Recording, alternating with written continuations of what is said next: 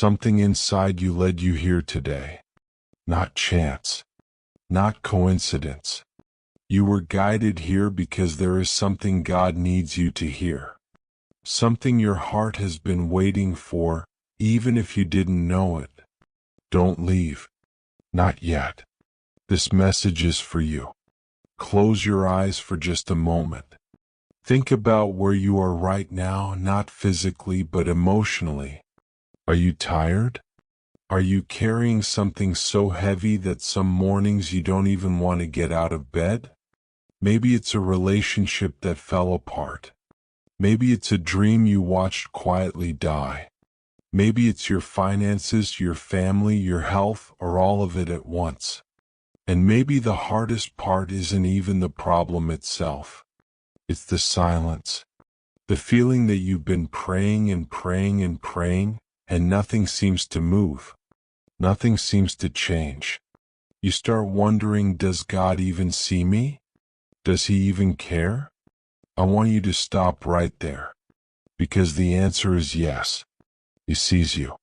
Every single detail. Every tear you cried alone.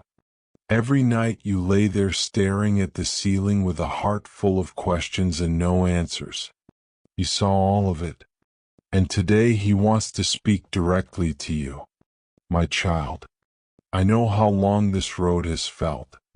I know the weight of what you've been carrying because I never left your side while you carried it. You think I have been silent. But silence is not absence. I have been working in the places you cannot see. In the locked rooms of your story. In the chapters you haven't read yet.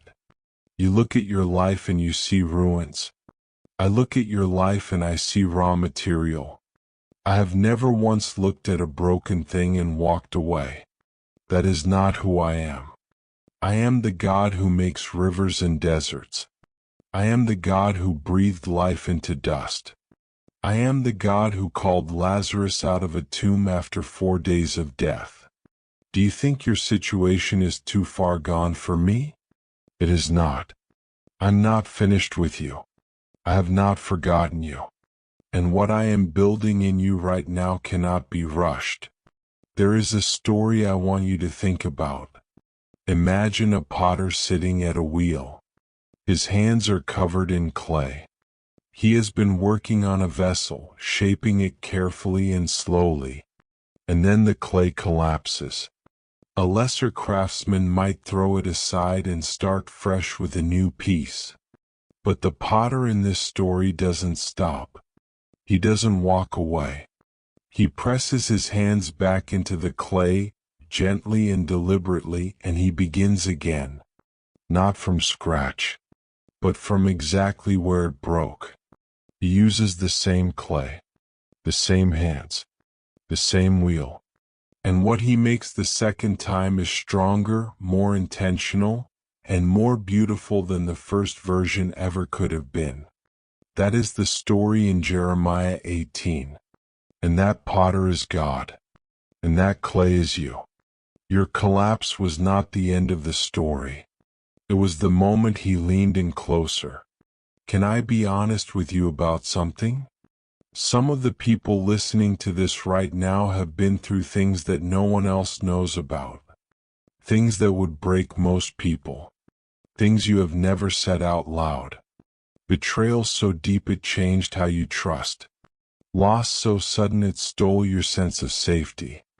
Rejection from the very people who were supposed to choose you. And somewhere along the way, a small quiet voice started whispering, maybe God doesn't love me the way He loves others. I need you to hear this clearly. That voice is a lie. God's love is not distributed unevenly. He doesn't give more grace to the people with prettier stories. He doesn't restore the ones who failed less than you.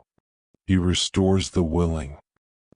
He restores the ones who come to Him broken and say, I don't understand this, I don't have the strength, but I am still here. If you are still here after everything you've been through, that is not weakness. That is faith in motion.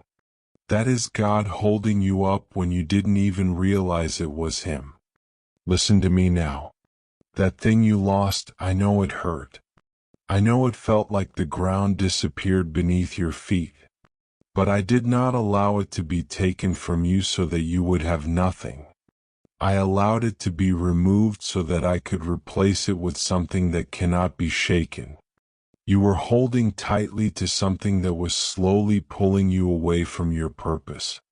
And I loved you too much to let you drift any further. Everything I take, I replace.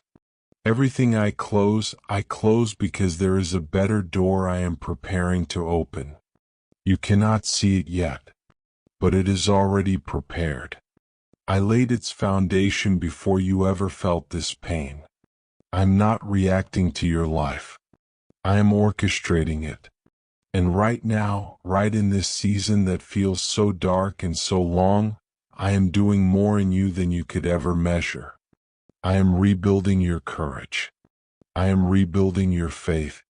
I am rebuilding the walls that were broken down by disappointment.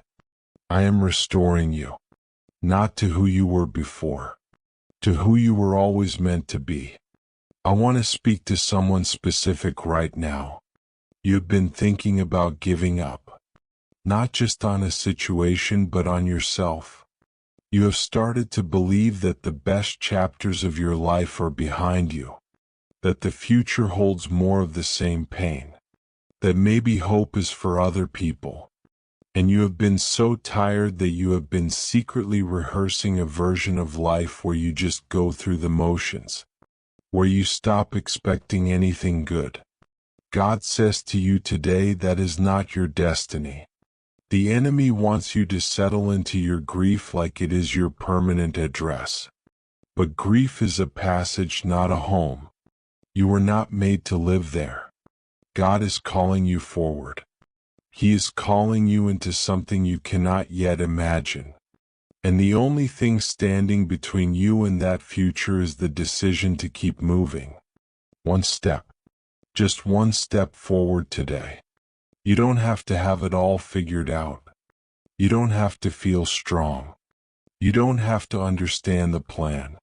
You just have to trust the one who holds the plan. I want you to think about seeds for a moment. A seed, when it is planted, goes into darkness. It goes underground. It is buried. And for a long time there is nothing to see. No sign of life. No evidence that anything is happening. But underground, everything is happening. The seed is breaking open. It is reaching down for water. It is pushing upward toward a light it cannot yet see. That is you right now. You are not buried. You are planted. The darkness of this season is not your death. It is your germination. And at exactly the right moment, not early and not late, you will break through the surface.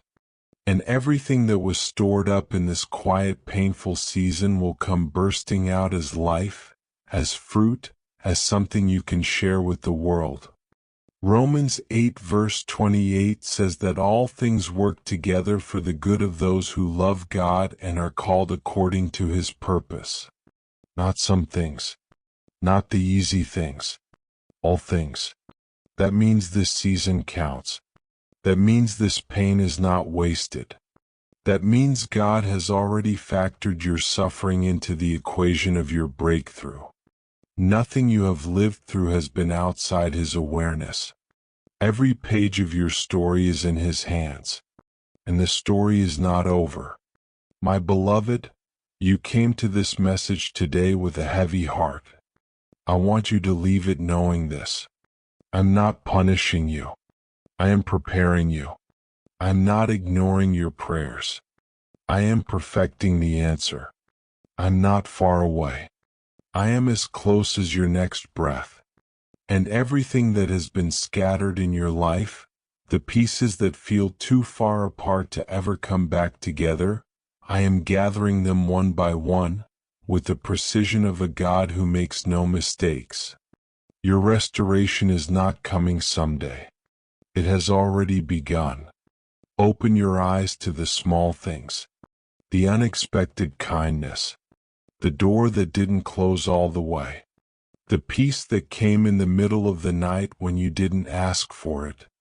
That was me. That is me. And I am not stopping until everything I promised you is standing tall in your life. Trust me. I am faithful. I have never once broken a promise. And I will not start with yours.